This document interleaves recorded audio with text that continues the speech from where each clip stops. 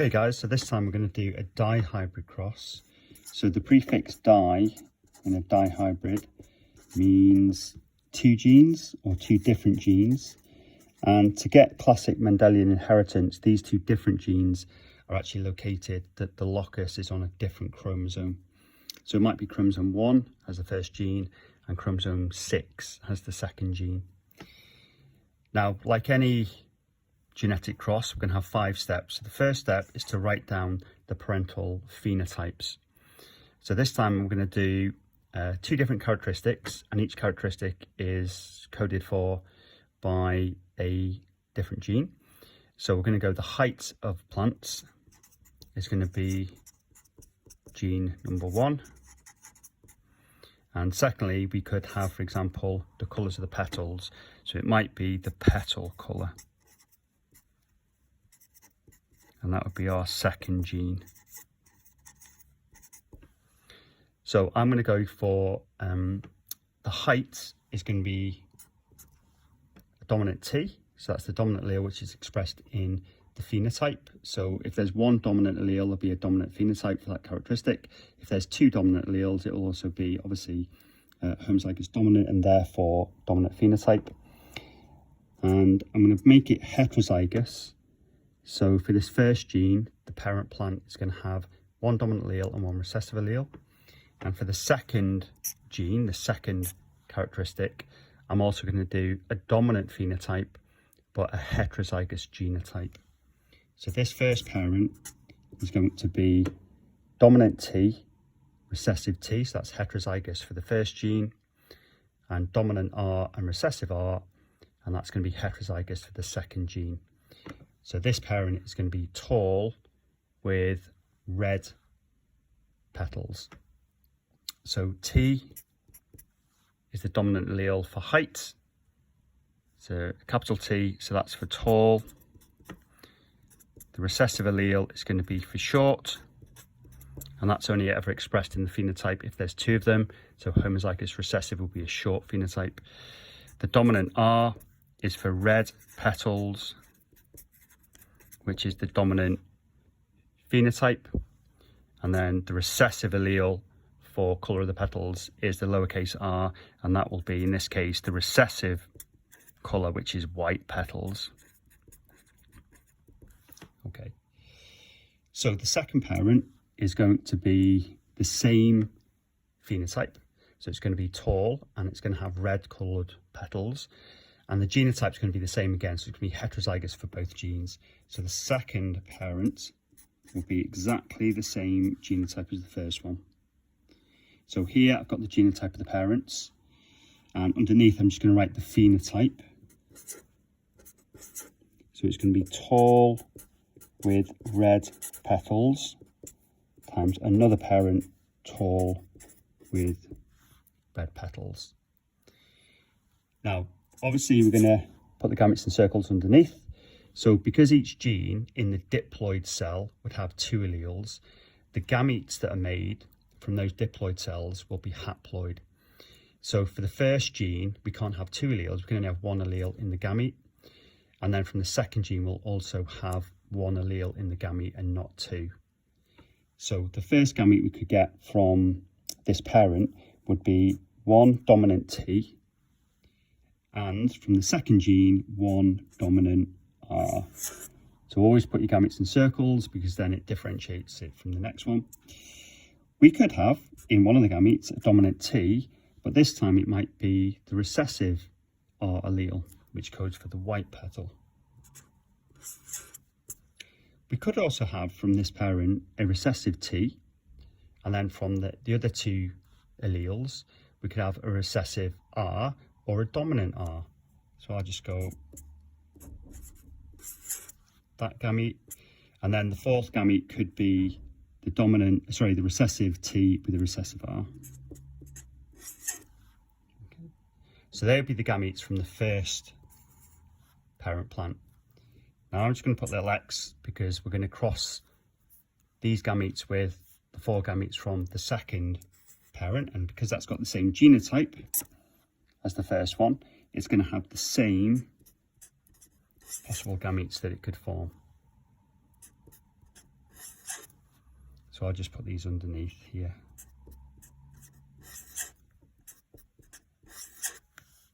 So these gametes are from parent 2 and these gametes are from parent 1. Now, obviously we're going to do Punnett square again to show fertilisation of these 4 gametes with the 4 gametes from the second parent. So in theory, we're going to get 16 offspring. So for our Punnett square, we do need to make a little bit of room. And on the left of the Punnett square, so this is step number 4, we always put the parent 1 gametes. So here on the left, I'm going to do dominant T, dominant R, dominant T, recessive R, recessive T, and a dominant R, and then the 2 recessives for the short allele and the white petaled allele. So my Punnett square is going to have 4 rows to it. Each row represents the offspring that are going to be made from the 4 gametes on the left.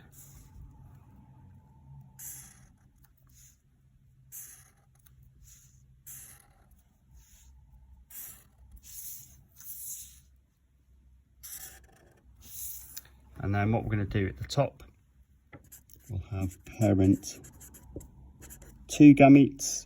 So again, we'll have this one, and then the second one, and then the third one, and then lastly the 4th one. Okay.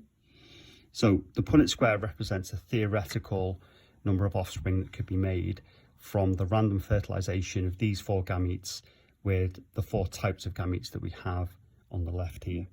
So if I took the first gamete from parent 2 and that fertilised the first gamete from parent 1, we'd reinstate the diploid number of chromosomes. So there's 2 sets of chromosomes in the offspring, and therefore each gene will have 2 alleles.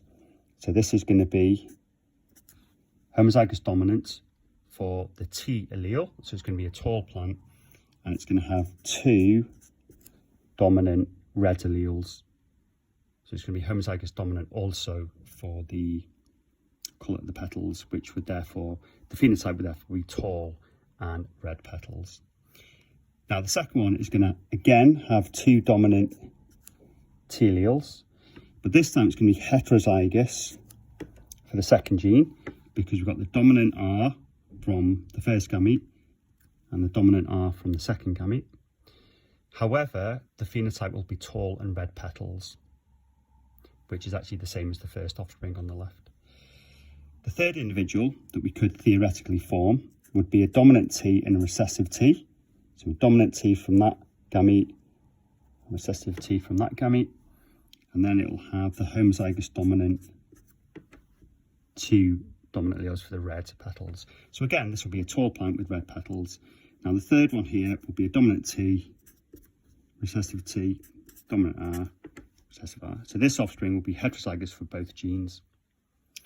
Now the second row, again, we're going to have 2 dominant Ts. We're going to have heterozygous genotype for the second gene, so big R, little r.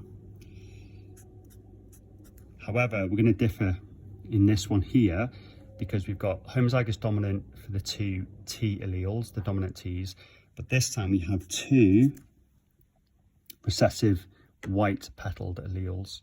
So because we're homozygous recessive for the second gene, it means this plant will have white petals, although it will be quite tall. The next offspring, we're going to go heterozygous for the first gene and also heterozygous for the second gene. The next theoretical offspring we could have, again, heterozygous for the first one, and then again, it's going to be, just like we had earlier here, white petal plant. So this will be tall with white petals.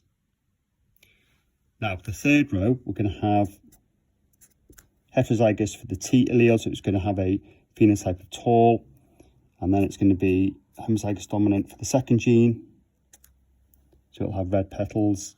The next one is going to be, again, heterozygous for both. The third one this time. So now we're going to see a little bit of a difference. Homozygous recessive for the short allele. So it's going to be short plants in terms of its phenotype, and it's going to be actually homozygous dominant for the two red alleles. So two dominant red alleles, therefore a dominant phenotype for the colour of the petals. The next one then is going to be homozygous recessive for the height. So because there's two short alleles, which are both recessive, it's going to have a recessive phenotype. And it's also going to have a heterozygous genotype for the colour. So this one here would be short with red petals. And I'll just quickly go through the last one. So heterozygous for both. Then it's going to be tall, white petals. Then it's going to be short, because that's homozygous recessive. And it's going to have red petals, because it's got one dominant allele. And lastly, there's only one of these in the 16. It's going to be a short plant with white petals. So if we actually look at the 16 offspring that we could get, what we'll find is that 9 of the 16 are tall with red petals. 3 of the 16 are actually tall with white petals. Another 3 of the 16 this time are short, so they must have two recessive T alleles like this one here, but they're going to have red petals. And lastly, 1 of the 16, which is actually this one at the bottom, will be short with the recessive phenotype of white petals. So because the total is 16, in theory we would expect 9 divided by 16 as a fraction to have tall red petaled phenotype. 3 of the 16 would be tall and white, 3 of the 16 would be short and red, and 1 of the 16 would be short and white. So you can actually work out, in theory, if you had 90, or let's go for 160, if you had 160 plants that you made through genetic crosses, you would expect that 90 of those 160 would be tall and red, 30 of the 160 would be tall and white, 30 would be short and red, and 10 of the 160 would be short and white. And then we can use a chi-squared test to actually see if the actual ratios that we produce from a genetic cross are the same as or very similar to the expected ratios that we would get from our Punnett square.